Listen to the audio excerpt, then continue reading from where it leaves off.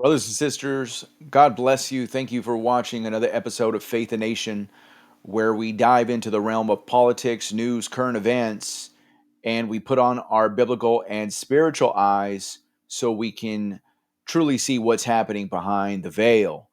I'm your host, Deacon Alex, and we're going to dive right into this. I wanted to do an episode to get everybody caught up to speed on Greenland. You might have heard in the news as of late, or at least since Donald Trump has been elected president, that he wants Greenland. He wants to buy Greenland. And there's just a little bit of a problem with that is that Greenland is actually owned by the Netherlands. Greenland is actually classified as the world's largest island, and it sits in the northern part of the world, with two-thirds of it actually in the Arctic Circle. And so it has a very unique position within the world, especially with climate change. And I don't know what your position is on that, or but we definitely see that there's actually ice that is actually melting. Whether that's normal, whether that's not normal, I mean, we can debate that for another time. But there's a real reason why the United States wants Greenland. And if the Arctic Circle, if that Arctic Ocean is actually losing ice, then there possibly could be a new pathway for ships to cross over into the other parts of the world, which would save a ton of fuel. And there's a list that goes on down the line. But recently, Donald Trump has actually said that he wants Greenland for national security. And we're going to talk a little bit briefly about why the United States actually needs Greenland. Number one, I would say that definitely strategic military positioning would be number one on that list. And the reason for that is, number one, there's been a United States military base on Greenland during World War II. The United States had actually positioned itself already on the island long ago to be a basically on the lookout for any missiles or anything that would come from in the direction of Russia or Asia from that direction. And so the U.S. has had a military base on Greenland since the 1940s. And so it's not something that is new to the United States. In fact, the United States actually occupied Greenland to protect Greenland from any foreign invasion on behalf of the Netherlands. And so it's not like the Netherlands never had the United States military on the actual island itself. In fact, I mean, I would even go one step forward and actually say that who's the one that's really protecting Greenland to begin with? It would probably be the Americans. It would probably be the US, us, that is actually protecting and keeping Greenland safe from any other foreign invasion. But that's for another discussion. But the second actual reason is for a geopolitical influence.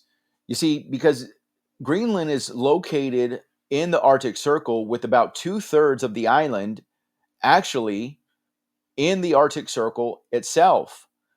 And so it has a very unique position. As the polar caps begin to melt, again, as I mentioned before, there could be a brand new pathway for ships to begin to just, ship on through, shipping of goods, the shipping of materials from one continent to another. We could have a brand new pathway in the next 10 to 20 years. And being that Russia is another country that actually has land within the Arctic Circle, we just cannot have Russia being the only superpower that is shipping goods back and forth, up in the Arctic Circle. We need to have our own presence to kind of channel or choke that pathway and make a claim to international waters. And so Greenland has or is becoming something that is a very unique opportunity for the United States to get a hold of. The problem with that is you have the Netherlands who is getting in the way. The Netherlands, that has been in control of Greenland for centuries, claims and has rights to Greenland itself. But the problem with that, even within itself, is that the Netherlands has actually given Greenland in 2009 the opportunity to declare its own independence. You see, and there's a movement within Greenland amongst Greenlanders that actually most of the country, about 57,000 of them, actually want to declare their own independence. Even their own prime minister wants to be independent from the Netherlands.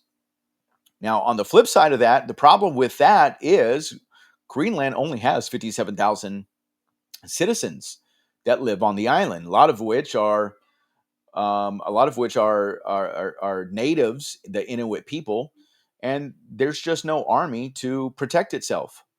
You know, they don't have a GDP that would allow for a military budget. They're mainly just surviving off of fishing and hunting, very little tourism, and about a third of its GDP actually comes from the Netherlands itself to help support life on the Netherlands. And so, if they declare their independence from the Netherlands, then who's going to support them militarily? Who's going to support them financially? And you see, this is where America comes in because they would need help from somebody. And this is where the Donald Trump comes in. And if this actually happens, you know, what's going to be the next step? Is it going to be that the United States is going to make Greenland its 51st state? Maybe not. It probably has a little bit, not enough people that a population. So maybe it's not going to become a state, but perhaps maybe it becomes a territory, a lot like Puerto Rico.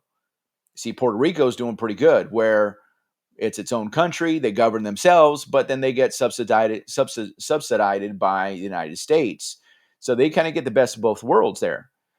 And perhaps that's a deal that we can work out with Greenland and the Greenlanders.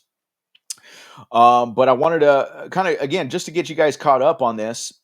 So there were some recent talks on January 24th between Donald Trump and the Netherlands Prime Minister. It says that Trump had a fiery call with the Prime Minister of Denmark when discussing bid to acquire Greenland. He was very firm. It was a cold shower. Before, it was hard to take it seriously, but I do think it's serious, one source actually said. So Denmark is finding out that Donald Trump is not playing around. He wants Greenland. He wants to acquire Greenland for national security. But the third reason would be, and this is something we have to be careful of, but because we don't want to make it look like we're just greedy, but the third reason would be to access its economic resources like minerals, oil, gas, and rare earths. Greenland is known for its minerals, for its rare earths like lithium, in which China has the monopoly. We get all of our lithium from China. Everybody gets their lithium from China. China has majority of the supply of lithium. And Greenland is known to have these rare earths. And so people like, the Americans like us, we have the infrastructure where we can go in and actually mine it. But Denmark doesn't have the GDP, they don't have the infrastructure, nor do they allow their own citizens to actually mine its own minerals. And you can see now why Greenland wants to be independent. And the prime minister of Greenland actually said that he's now ready to negotiate with Donald Trump. And when in doing so, Donald Trump goes and speaks to Greenland, speaks to Denmark and tells Denmark, hey, and I can only imagine what he said on that fiery call. But it probably went something like this. Greenland is going to vote for their independence. You are getting ready to lose Greenland. You could sell Greenland to me right now for very cheap. I don't know what that number could be, $5-10 billion, and we'll take it off your hands and we'll move forward from there. Or we'll let the Greenlanders declare their independence from you and you get nothing. Why else would the prime minister feel like that call with Donald Trump was fiery? Because it says that they were very upset with Donald Trump at the end of that call. You see, so there's a lot going on right now. And the latest that was happening, again, just to get you guys caught up, well, this is something too that I wanted just to quickly mention. There's polls that reveal that Greenlanders don't actually, it says that this poll says 85% of Greenlanders don't want to become a part of the United States. But see, here's the thing with these polls.